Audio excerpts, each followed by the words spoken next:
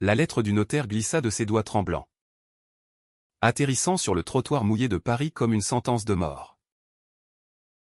Antoine fixa les mots noircis par l'encre, « La maison de votre grand-mère vous revient. En reconnaissance de votre vérité. » Mais la vérité. Cette coming out hurlée dans le salon familial un mois plus tôt avait déjà incendié les ponts avec ses parents, les laissant en cendres fumantes. Et maintenant, cette maison à Saint-Rémy-de-Provence, vestige d'un amour inconditionnel, semblait un mirage cruel au milieu de la tempête. Antoine, 28 ans, errait dans les rues de Montmartre depuis l'aube, le cœur cognant comme un tambour de guerre. Son appartement exigu, partagé avec des colocataires indifférents, puait le tabac froid et les regrets. Il avait fui la maison familiale à Lyon après la dispute de sa mère, les yeux rougis, criant que son haut péché souillait le nom des Duval, son père. Stoïque, se contentant d'un silence qui pesait plus lourd qu'un verdict. « Tu n'es plus mon fils » avait murmuré sa sœur aînée, Claire, avant de claquer la porte. Seule sa grand-mère, Élise, avait tendu la main par-delà les océans de jugement, une carte postale arrivée 2 semaines avant sa mort. Avec ces mots, « Viens. Mon garçon. La maison t'attend. » Elle a toujours su qui tu es. Le train pour Avignon filait à travers les champs de lavande fanée. Et Antoine pressa son front contre la vitre froide, revoyant Élise dans sa cuisine encombrée d'herbes séchées. Elle, veuve d'un peintre raté, avait élevé ses 3 enfants dans cette bâtisse du XVIIe siècle, aux murs lézardés par le Mistral. L'amour n'est pas une mode, Antoine lui disait-elle lors de ses visites d'été, quand il était adolescent et que ses regards volés sur les garçons du village le hantaient. C'est une maison, solide, mais fragile si on ne l'entretient pas. Elle n'avait jamais posé de questions sur ses silences, ses absences aux dîners familiaux. À sa mort, emporté par un cancer foudroyant, le testament avait été clair, la maison pour Antoine. Celui qui ose vivre sa lumière. À la gare d'Avignon, l'air sec de Provence le frappa comme une gifle bienvenue. Il loua une voiture brinque-ballante et roula vers Saint-Rémy, le GPS le guidant à travers des oliveraies torsadés. Le village apparut au détour d'une colline, ses toits ocre nichés au pied des Alpilles. Là où Van Gogh avait peint ses tournesols enragés. La maison d'Élise se dressait en retrait, rue des Oliviers. Une façade de pierre blonde flanquée d'un jardin envahi de rosiers sauvages. Antoine gara la voiture, le moteur tout sautant son dernier souffle, et s'approcha du portail rouillé. La clé, envoyée par le notaire, grinça dans la serrure comme un aveu. À l'intérieur, l'air stagnant portait l'odeur de lavande et de vieux livres. Les meubles couverts de drap blanc semblaient des fantômes figés. Antoine traversa le salon, effleurant du bout des doigts la table où Élise lui avait appris à faire des confitures. Une larme coula, salée comme le regret. Il monta à l'étage, vers la chambre de sa grand-mère.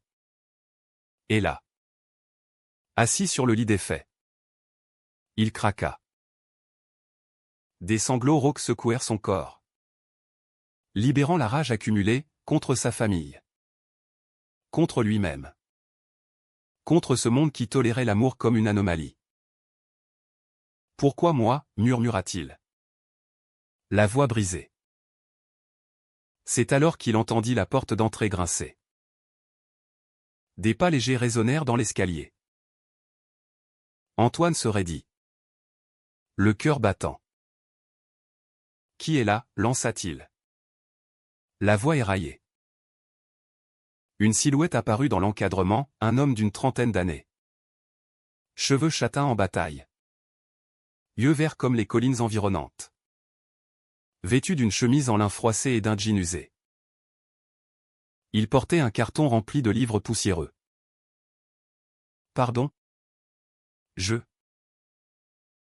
suis Hugo. Le voisin. Élise m'avait demandé de vider la bibliothèque avant. Enfin. Vous savez. Sa voix était douce, teintée d'un accent provençal chantant. Mais ses yeux trahissaient une tristesse profonde. Il posa le carton et s'approcha, hésitant. Vous devez être Antoine. Elle parlait souvent de vous. Mon petit-fils au rêve trop grand pour Lyon, disait-elle. Antoine essuya ses larmes d'un revers de manche. Embarrassé. Elle vous a parlé de moi. Hugo sourit. Un éclat timide qui illumina la pièce terne. Tout le temps. Elle disait que vous étiez l'âme de cette maison. Pas les briques. Il s'assit à côté de lui sur le lit. Sans envahir l'espace. Juste assez pour que Antoine sente la chaleur de son corps. Je suis désolé pour votre perte. Et pour le reste. Le reste. Ce mot englobait tout, le coming out. Le rejet. L'héritage comme un baume amer. Antoine le regarda vraiment pour la première fois, la barbe naissante. Les mains calleuses d'un artisan. Peut-être un menuisier. Hugo travaillait au moulin voisin, taillant des meubles en olivier pour les touristes. Ils parlèrent tard dans la nuit, autour d'un thé infusé avec les herbes d'Élise. Hugo raconta comment il avait aidé la vieille dame à réparer le toit l'hiver dernier. Comment elle l'avait surpris en train de lire Proust sous son olivier. Elle m'a dit, l'amour. C'est comme le bois, il faut le polir pour qu'il brille. Pour la première fois depuis des semaines. Antoine rit. Un rire fragile. Mais vrai. Hugo ne posa pas de questions sur sa famille. Sur les cicatrices encore à vif. Il se contenta d'être là. Une présence solide dans le chaos. Quand l'aube pointa, teignant le ciel de rose, Antoine se surprit à penser que cette maison, déjà, n'était plus un tombeau. Mais impossible. Les jours suivants s'écoulèrent en un rituel doux amer. Antoine dépoussiéra les pièces, redécouvrant des trésors, des lettres jaunies d'un amant d'Élise pendant la guerre. Un tableau inachevé de Van Gogh acheté aux enchères pour une bouchée de pain. Hugo passait chaque après-midi, apportant du pain frais de la boulangerie du village ou aidant à tailler les rosiers. Leurs conversations dérivèrent des souvenirs vers l'intime, Hugo avoua son propre chemin sinueux. Un divorce récent avec une femme qu'il n'avait jamais aimée vraiment. Une prise de conscience tardive sous le soleil impitoyable de Provence. J'ai fui Paris pour ça, dit-il un soir. Assis sur la terrasse. Une bouteille de rosé entre eux. Pour respirer enfin. Antoine, encouragé par la vulnérabilité de l'autre, parla de son enfance étouffée. Des flirts secrets au lycée. De ce premier baiser volé dans une ruelle de Lyon qu'il avait marqué au fer rouge. Ma famille. Il voit ça comme une trahison. Comme si j'avais volé leur fils idéal. Hugo posa sa main sur la sienne. Un geste simple qui envoya une décharge électrique le long de son bras. Peut-être qu'ils ont peur de leur propre ombre, murmura-t-il. Élise. Elle voyait clair. Elle voulait que cette maison soit ton refuge. Le refuge. L'idée s'enracina, fleurissant en espoir timide. Antoine envisagea de rester. De transformer la bâtisse en auberge cosy. Un havre pour les âmes perdues comme la sienne. Hugo promit de l'aider à rénover. Ses mains expertes déjà esquissant des plans sur une nappe en papier. Une nuit. Après un dîner improvisé de ratatouille et de fromage de chèvre. L'air chargé d'électricité. Antoine se pencha et effleura les lèvres de Hugo. Le baiser fut hésitant d'abord. Puis vorace. Comme si des années de soif se libéraient d'un coup. Ils firent l'amour dans le salon. Sur le tapis persan usé. Sous le regard bienveillant des portraits d'Élise. C'était tendre. Urgent. Un mélange de larmes et de rires étouffés. Pourtant. Au fond de lui. Antoine sentait l'ombre de sa famille planer. Un appel de sa mère. Ignoré. Clignotait sur son téléphone. On doit discuter de l'héritage, disait le message vocal. La voix tendue. Il l'effaça. Se blottissant contre Hugo endormi. La maison était à lui. L'amour? Peut-être aussi. Le soleil de Provence se levait tôt, peignant les murs de la maison en or liquide. Et Antoine s'éveillait chaque matin avec le poids réconfortant du bras de Hugo en travers de sa poitrine. C'était une intimité nouvelle. Presque sacrée. Comme si Élise avait laissé non seulement des pierres, mais un sortilège d'amour dans l'air. Ils passaient leur journée à restaurer, Hugo martelait des clous dans les poutres affaissées. Tandis qu'Antoine repeignait les volets en bleu azur. La couleur des yeux de sa grand-mère. Le village bruissait de rumeurs bienveillantes. Le petit-fils d'Élise est revenu avec un bel inconnu, mais pour une fois. Antoine s'en moquait. Ici, l'amour n'était pas un scandale, mais une évidence. Comme le chant des cigales. Un après-midi. Alors qu'il fouillait le grenier poussiéreux.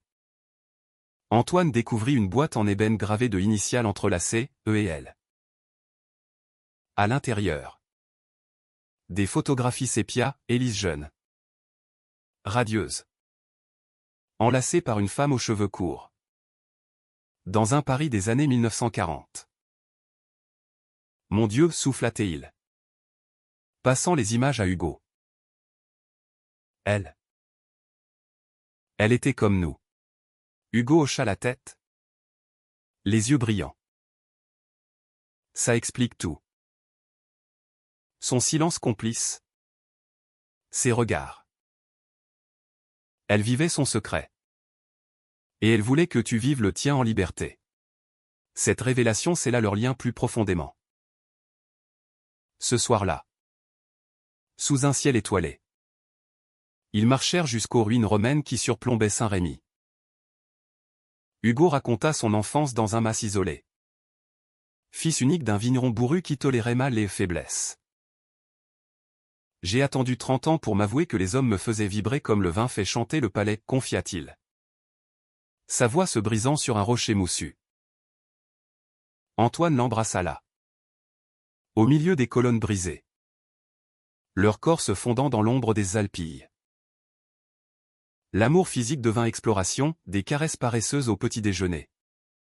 Des nuits où leurs murmures se mêlaient au vent. Explorant les contours de l'autre comme un territoire inconnu. Mais les ombres familiales s'insinuaient. Un matin. Un colis arriva, des vêtements d'Antoine. Emballés hâtivement par Claire. Avec une note laconique, « Papa et maman veulent te voir. » L'héritage pose problème. Reviens. Antoine froissa le papier. Le jetant dans le feu de cheminée. Ils ne comprendront jamais, dit-il à Hugo. Qui l'enlaça par derrière. Chin posé sur son épaule. Laisse-les. Construis ici. Et ils construisirent un site web pour l'auberge naissante. Maison Élise. Un havre pour voyageurs queer en quête de paix. Les réservations affluèrent. Un couple de Berlin. Un artiste solo de New York et la maison s'anima de rires étrangers. De dîners partagés sous les étoiles. Hugo devint le pilier, il tailla un lit king size en olivier pour leur chambre. Gravant discrètement leurs initiales dessous. Pour que ce soit notre, murmura-t-il lors de l'inauguration. Leurs lèvres se scellant dans un baiser salé par la sueur du travail. Antoine. Pour la première fois. Se sentit entier au pas le fils déchu de Lyon. Mais l'héritier d'un legs plus grand que les murs. Il dansait nu dans la cuisine au son d'un vieux gramophone. Édith Piaf chantant l'amour perdu. Et riait de leur maladresse, Hugo brûlant le pain. Antoine renversant le vin sur les draps. Pourtant, la tension montait. Des appels insistants de sa mère, ton père est malade. Et cette maison? On en parle dans le village. C'est indécent. Antoine raccrocha. Le cœur serré. Mais Hugo le ramena à terre, une balade à cheval dans les garrigues.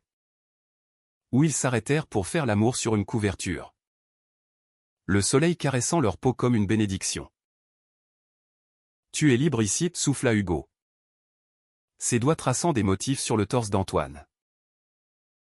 Ne les laisse pas te voler ça. Un week-end. Ils descendirent à Marseille pour un festival queer. Une explosion de couleurs et de musique sous le vieux port. Main dans la main. Ils dansèrent jusqu'à l'aube, buvant des pastis et flirtant avec la mer. C'était une parenthèse idyllique. Un avant-goût de leur futur. De retour à Saint-Rémy. Antoine surprit Hugo en cuisine. Cuisinant un gigot d'agneau aux herbes d'Élise. Pour fêter, dit-il. Les yeux pétillants. Fêter quoi? Leur premier mois ensemble. Peut-être. Ou simplement l'évidence de leur amour. Mais le téléphone sonna à nouveau. Claire? Cette fois. Antoine. S'il te plaît. Papa a fait une crise cardiaque.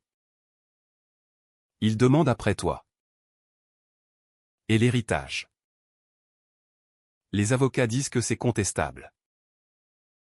Reviens. Ou on agit. La voix de sa sœur tremblait. Un mélange de reproches et de désespoir. Antoine. Le combiné collé à l'oreille. Sentit le monde basculer. Hugo. Entendant tout. Posa une main sur son épaule. Va, dit-il doucement. Confronte-les. Je garde la maison. Antoine partit le lendemain. Le baiser d'adieu chargé de promesses. Le TGV filait vers Lyon. Et il se promit de revenir vite. Plus fort. La maison était son ancre, Hugo. Son phare. Que pouvait bien faire sa famille? Élise avait été claire. Pourtant. Au fond de lui. Un doute germait. Comme une mauvaise herbe dans le jardin. À Lyon. L'hôpital puait l'antiseptique et les regrets. Son père. Pâle sous les néons. Murmura, fils. Je suis désolé. Mais les mots sonnaient faux. Noyés dans les non-dits. Sa mère? Les yeux cernés. Parla d'abord de l'héritage, c'est une folie. Antoine. Élise était confuse à la fin. On a contacté un notaire pour arranger les choses. Arranger. Le mot le glaça. Claire? Évitant son regard.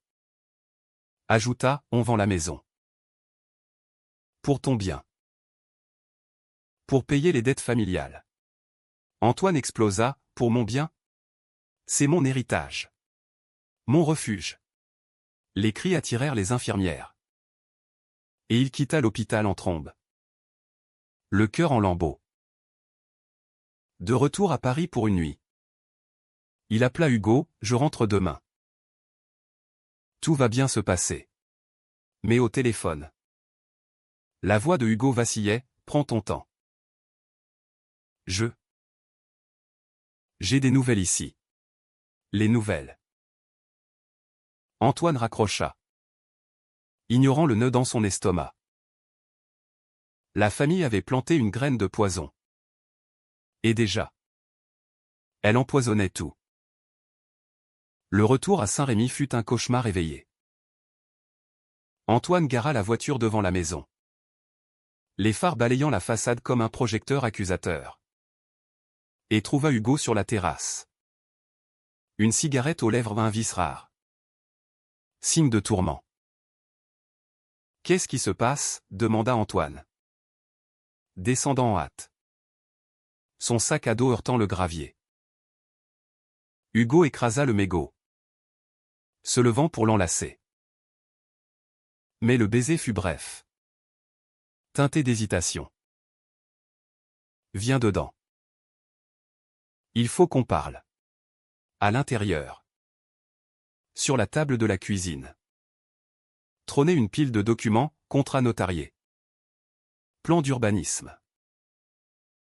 Au sommet, une lettre cachetée, vente en cours au immeuble Duval. Antoine la décacheta, les mains tremblantes. Les mots dansèrent devant ses yeux, sa famille avait initié la procédure de vente, arguant d'une erreur testamentaire due à la fragilité mentale d'Élise. Pire, un acheteur était déjà trouvé. Un promoteur marseillais voulant transformer la maison en villa de luxe. Comment ? Élise l'a légué à moi, hurla Antoine, froissant le papier. Hugo s'assit en face, le visage grave. Ton oncle est passé hier. Il a dit que ta famille contestait tout. Qu'ils avaient des preuves ou des lettres anciennes où Élise exprimait des regrets sur ses choix. Et il a proposé de l'argent. Pour que je parte. Pour que je ne m'oppose pas. Antoine sentit le sol se dérober. De l'argent ? À toi. La trahison le frappa comme un coup de Mistral, non seulement sa famille volait son héritage, mais elle tentait de corrompre l'homme qu'il aimait. Hugo baissa les yeux. Je lui ai dit non. Mais Antoine, la loi provençale est compliquée. Si la famille unit ses forces, ils peuvent geler l'héritage pendant des mois. Des années ? Même. La nuit fut un tourbillon de reproches et de larmes. Allongés côte à côte, ils ne se touchèrent pas. L'air chargé d'un silence électrique. Antoine revivait les scènes, son père à l'hôpital, feignant le repentir pour mieux poignarder Claire, sa sœur si proche autrefois, signant les papiers sans un mot. Ils me haïssent pour qui je suis, murmura-t-il dans l'obscurité. Hugo roula vers lui, posant une main sur sa hanche. Non. Ils ont peur. Peur de ce que tu représentes, la liberté qu'ils n'ont pas eue. Leurs corps se cherchèrent alors, désespérés. Un sexe rageur qui apaisa le feu sans l'éteindre. Au matin, Antoine jura de se battre, avocat. Pétition. Tout. Les semaines suivantes furent un combat.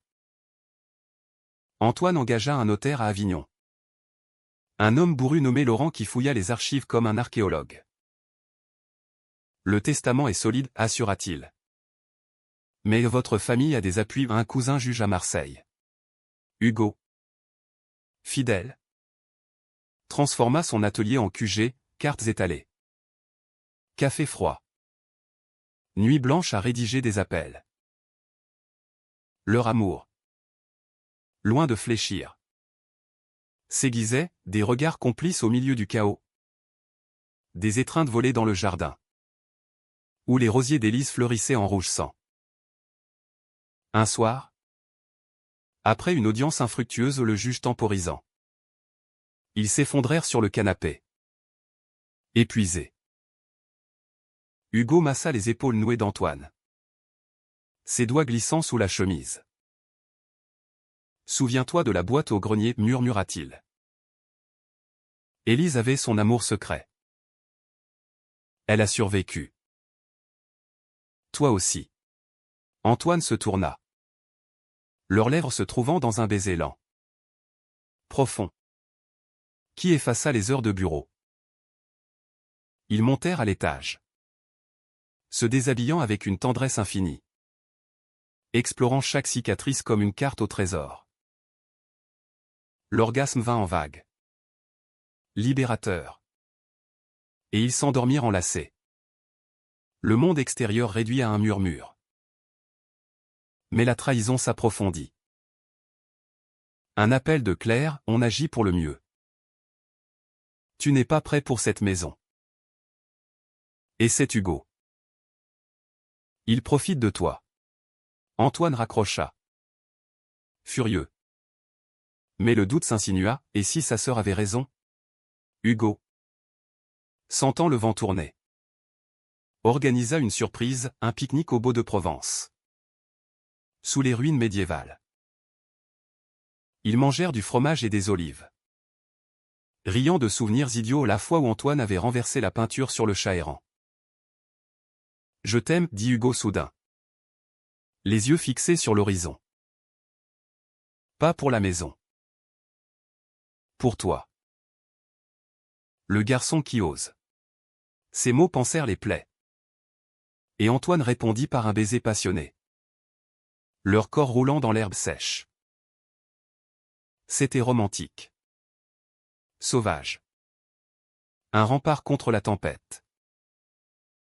De retour, ils trouvèrent un mot glissé sous la porte, vente signée dans 48H. Quitter les lieux. Le cœur d'Antoine se serra. Sa famille avait gagné une bataille. Le soir, il appela ses parents. La voix froide. Pourquoi? Après tout? Sa mère sanglota, pour te protéger de toi-même. Cet amour. Il te détruira. Son père. Enfant. Grogna, c'est une question d'argent. Fiston. Les dettes nous étouffent. Argent. Le mot résonna comme une gifle. Antoine raccrocha. Se tournant vers Hugo, ils vendent pour de l'argent. Pas pour moi. Hugo l'attira contre lui. Alors on repart de zéro. Ensemble. Mais au fond. La fissure grandissait, Antoine se demandait si Hugo, avec son passé de compromis, résisterait à la pression. La nuit. Lové. Il murmura, promets-moi de ne pas partir. Hugo jura. Mais ses yeux verts trahissaient une ombre. Le jour J arriva, huissier au portail. Famille en visio pour la signature. Antoine, flanqué de Hugo, plaida une dernière fois. Claire, à l'écran, évita son regard, c'est fini. Antoine accepte. La trahison culmina quand il apprit la vérité, son oncle avait soudoyé le notaire initial, falsifiant des documents. Rage et chagrin le submergèrent, il quitta la maison en claquant la porte. Hugo sur ses talons. Dans la voiture, roulant vers l'inconnu. Antoine pleura. Tout est perdu.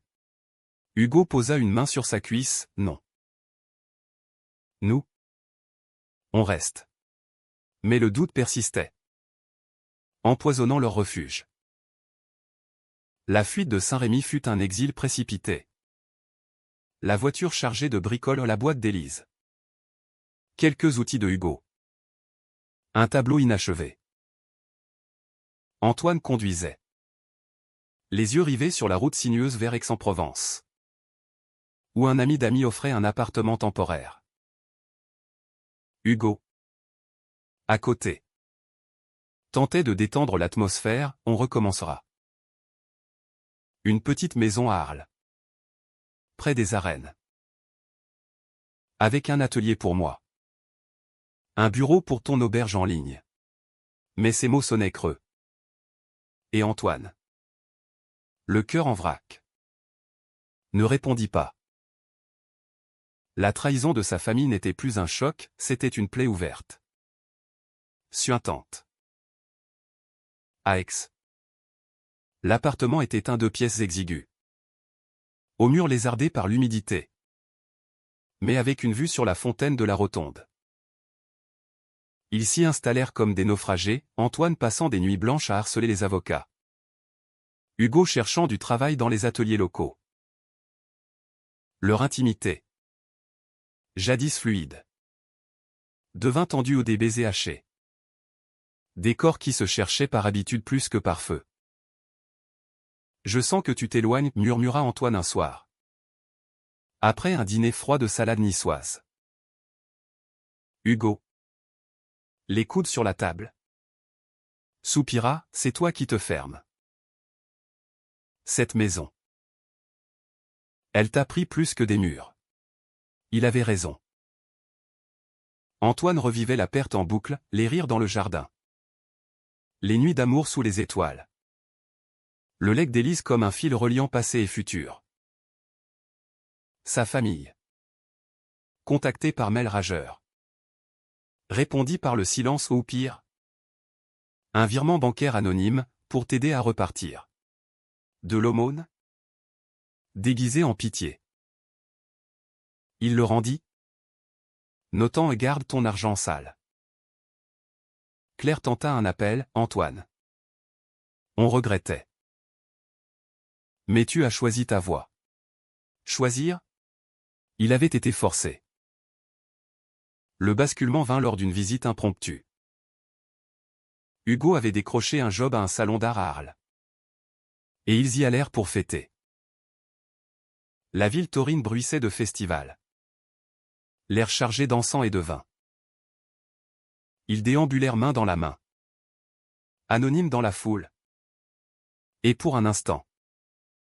L'amour ressurgit, un baiser volé sous un pont romain. Des rires devant un mime excentrique. À l'hôtel. Leurs corps se retrouvèrent avec urgence. Hugo murmurant des promesses contre sa peau, on va s'en sortir. Je t'aime comme le Mistral aime les oliviers violemment. Éternellement. Mais le lendemain. Le ciel s'assombrit. Un appel du notaire, la vente était finalisée, la maison rasée pour des condos.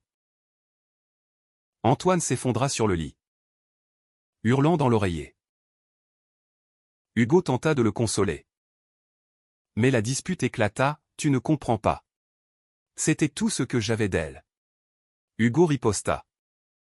Blessé, et moi? Je suis quoi? Un bouche-trou? J'ai tout quitté pour toi. Les mots fusèrent comme des éclats de verre, Antoine accusant Hugo de passivité. Hugo reprochant l'obsession d'Antoine pour un passé mort. Ils se séparèrent cette nuit-là. Dormant dos à dos. Le silence plus cruel qu'un cri. Les jours suivants furent un purgatoire. Antoine erra seul dans Arles. Visitant le théâtre antique. Imaginant Élise y dansant dans une vie alternative. Il appela sa mère. La voix brisée, pourquoi m'avez-vous trahi? Elle pleura, on voulait te ramener. Te les guérir. Ton père. Il ne supportait pas. Guérir. Le mot le révulsa. Hugo. De son côté. Sombra dans le travail. Taillant du bois avec une fureur contenue. Évitant les regards. La réconciliation vint par accident, une exposition sur Van Gogh. Où Hugo exposait une pièce. Antoine s'y rendit incognito. Le cœur battant. Et trouva Hugo devant son œuvre un banc en olivier gravé de tournesols entrelacés. Pour nous, dit Hugo en le voyant. Les yeux humides. Je l'ai fait avant tout. Ils parlèrent des heures. Admettant les peurs, Antoine sa terreur de l'abandon. Hugo son nombre de compromis passés. Je ne partirai pas, jura Hugo, l'embrassant sous les flashs des photographes. Mais il faut lâcher la maison. Élise voulait ta liberté. Pas tes chaînes. Ce soir-là, dans leur lit d'hôtel, l'amour fut renaissance, lent, exploratoire. Leur corps redécouvrant la confiance. Antoine pleura de joie, murmurant merci contre la peau de Hugo. Ils décidèrent de rester à Arles. De bâtir neuf. Pourtant, le climax familial frappa comme un orage. Une lettre recommandée, invitation à une réconciliation à Lyon. Chez ses parents. Pour clore le chapitre, écrivait Claire. Contre l'avis de Hugo, Antoine y alla. Seul. Déterminé à affronter les démons. La maison familiale, cossue dans les collines lyonnaises, l'accueillit avec une froideur polie. Son père, remis, sirota un whisky, on a vendu pour 300 000 €. Ta part est sur le compte. Antoine ricana, ma part? C'était à moi. La dispute enflamma, sa mère invoquant la Bible. Son père l'honneur familial. Claire avouant les dettes, un business raté. Des prêts usuraires. On n'avait pas le choix, pleura TL.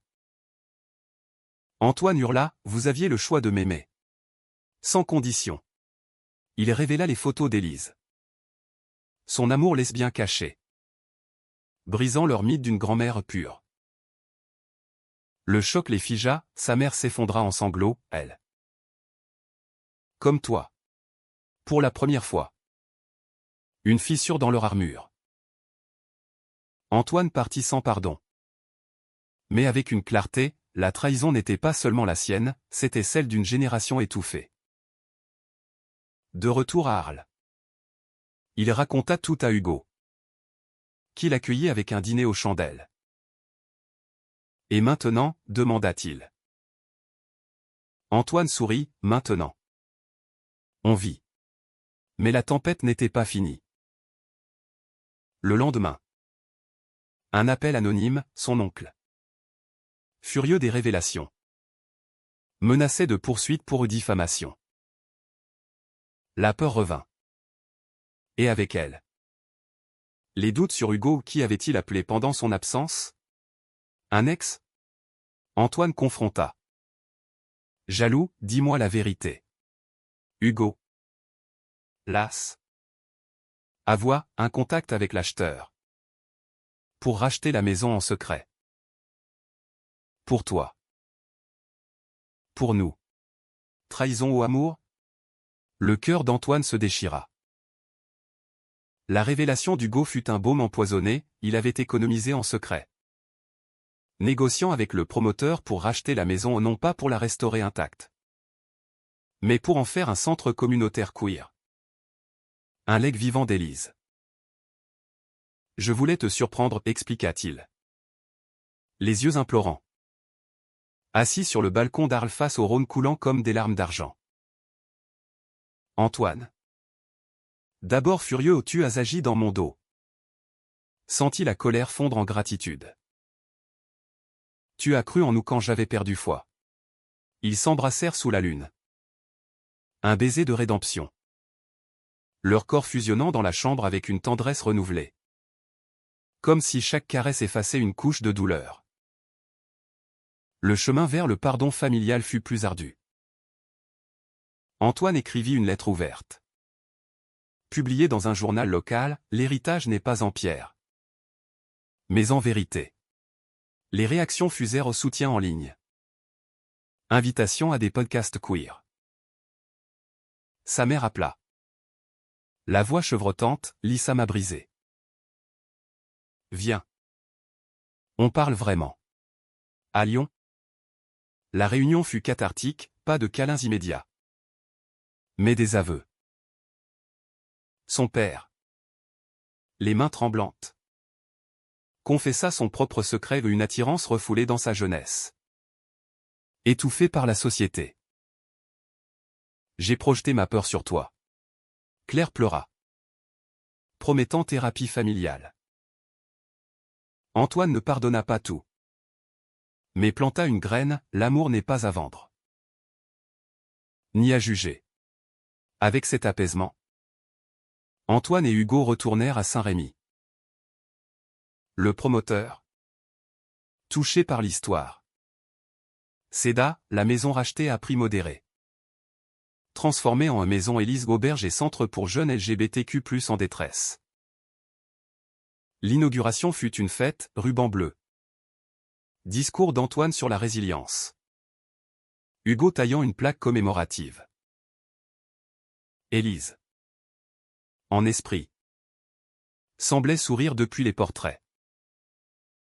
La famille vint. Maladroite, sa mère serrant Antoine dans ses bras. Murmurant « Je suis fier ». Pas parfait, mais humain. Leur amour, affiné par les épreuves, fleurit. Des matins paresseux dans le nouveau lit d'Olivier. Des soirées à peindre ensemble, Antoine essayant maladroitement, Hugo guidant sa main. Ils adoptèrent un chat errant, nommé Van, et planifièrent des voyages, Paris pour la Pride, New York pour un atelier queer. Une nuit, sous les étoiles du jardin restauré, Hugo mit un genou à terre, offrant une bague en argent gravée et liberté, épouse-moi.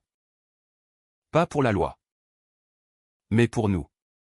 Antoine, les larmes aux yeux, dit oui. Et ils firent l'amour là, sur l'herbe, célébrant la vie. Des années plus tard, la maison Élise bourdonnait, atelier d'écriture pour coming out. Dîner partagé où les histoires se croisaient comme des vignes. Antoine, devenu conférencier, racontait leur saga, Hugo, maître artisan, sculptait des cœurs en bois pour les invités. La famille se réconcilia par bribes, Noël à Lyon. Avec toast maladroit mais sincère. La trahison devint le catalyseur d'une humanité retrouvée au pas sans cicatrice.